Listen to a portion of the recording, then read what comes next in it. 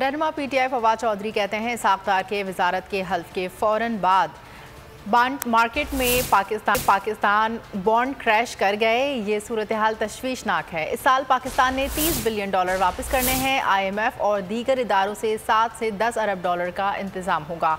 बाकी बॉन्ड और मार्केट से लेने होते हैं।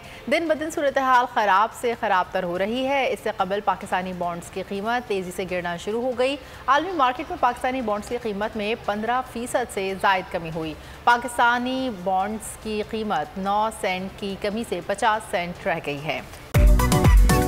मेरी टैक्सी में बैठ जाओ, जहां तक ले जाऊंगा।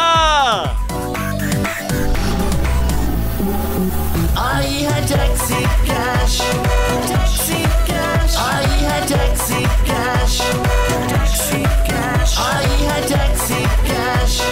कभी टैक्सी वाले ने सवारी को किराया दिया, सुना है? ये सीट नहीं, हॉट सीट है। अब जिंदगी में करेंगे ऐश, क्योंकि आ गई है टैक्सी कैश।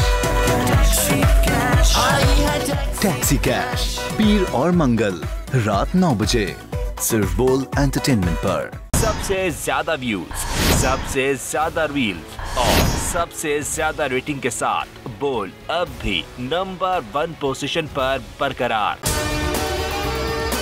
और अगर आपको हमारी ये वीडियो पसंद आई है तो लाइक पर क्लिक कीजिए, सब्सक्राइब करें और बेल दबाएं ताकि कोई खबर रह न जाए।